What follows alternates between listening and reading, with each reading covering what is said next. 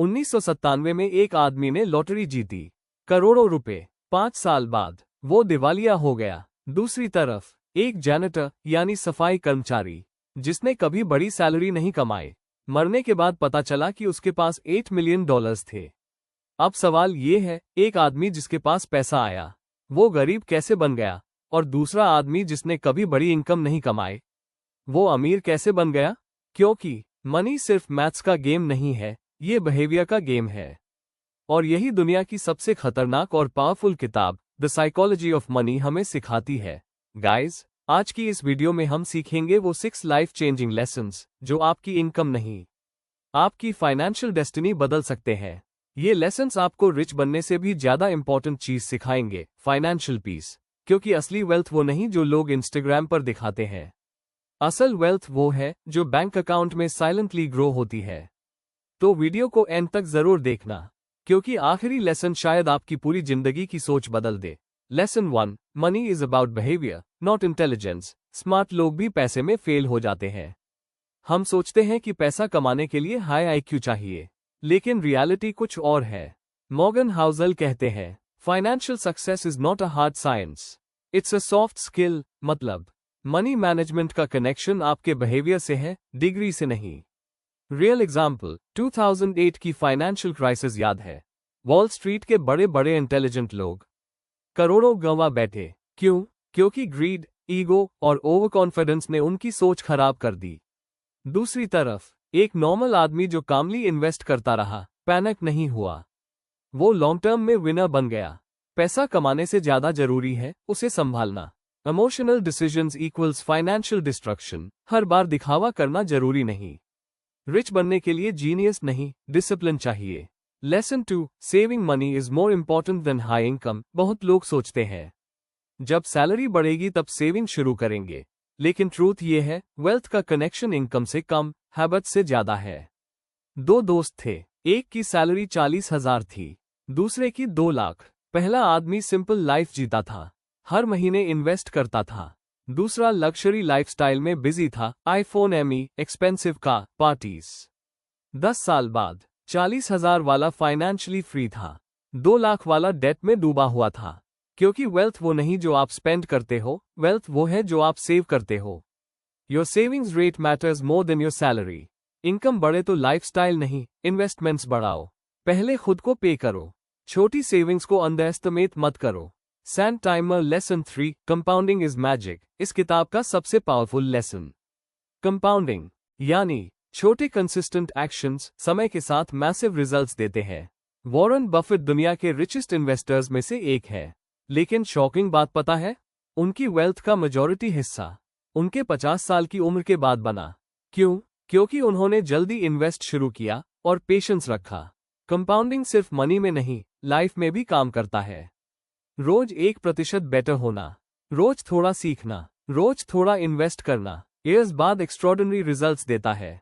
Money snowball की तरह है, अगर पेशेंस रखा तो छोटा स्नोबॉल भी पहाड़ बन जाता है। चेक मार्क प्रैक्टिकल टिप, जल्दी इन्वेस्ट शुरू करो, छोटी अमाउंट से शुरू करो। Consistency greater than perfection. Lesson 4, biggest financial danger, ego और शोइंग ऑफ। आज की दुनिया में लोग रिच बनने से ज्यादा रिच दिखना चाहते हैं। नई car, branded clothes, luxury vacations, लेकिन रियलिटी? बहुत लोग ME पर फेक लाइफस्टाइल जी रहे हैं। डीप ट्रूथ, पीपल एक्सपेंसिव चीजें इसलिए खरीदते हैं ताकि दूसरे लोग उन्हें एडमायर करें। लेकिन फनी बात पता है, लोग एक्चुअली आपकी चीजों को नहीं, खुद को नोटिस कर रहे होते हैं। True wealth is invisible, investments invisible है, सेविंग्स इनविजिबल है, फाइनेंशियल फ्रीडम इनविजिबल है। एग्जाम्पल, एक आदमी BMW खरीदता है ताकि लोग उसे सक्सेसफुल समझें। लेकिन लोग क्या सोचते हैं? काश मेरे पास BMW होती। कोई उसके बारे में नहीं सोच रहा। Check mark practical tip, lifestyle inflation से बचो। दूसरों को इम्प्रेस करने के लिए गरीब मत बनो। फाइनेंशियल फ्रीडम, सोशल वैलिडेशन पासा। लेसन 5, लक और रिस्क बोथ एग्जिस्ट। सक्सेस सिर्फ हार्ड वर्क से नहीं आता और फेलियर सिर्फ लेजीनेस से नहीं आता। लाइफ में लक और रिस्क दोनों होते हैं। बिल गेट्स के स्कूल में कंप्यूटर था, उस समय हजारों स्कूल्स में नहीं था। वो लक था, लेकिन उन्होंने मेहनत भी की।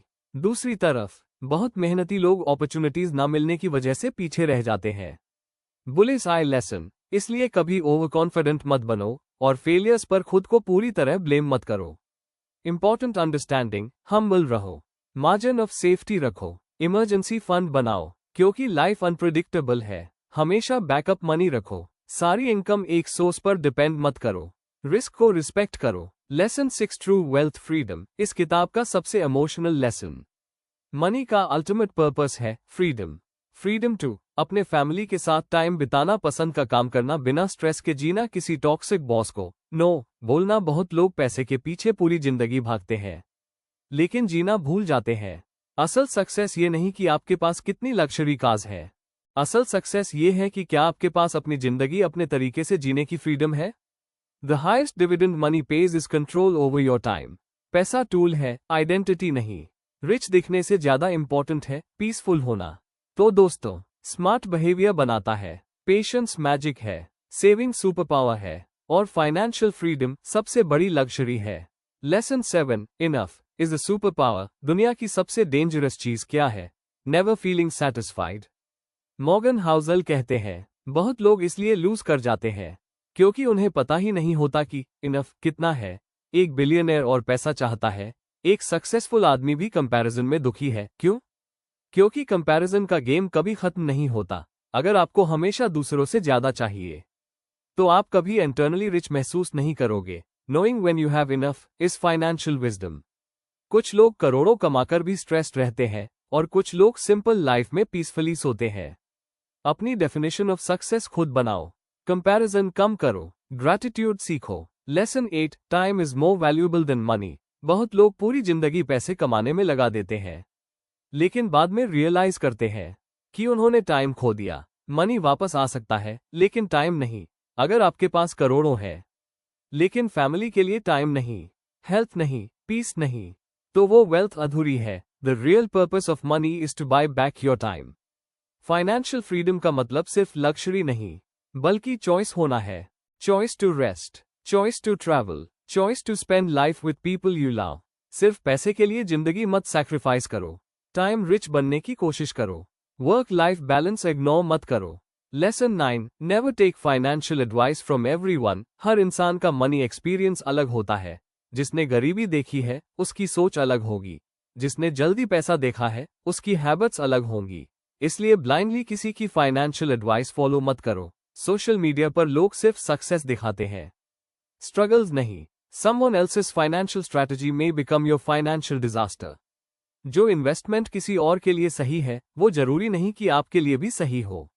अपने गोल्स समझो, रिस्क टॉलरेंस पहचानो। फाइनेंशियल डिसीजंस इमोशंस या ट्रेंड्स देखकर मत लो।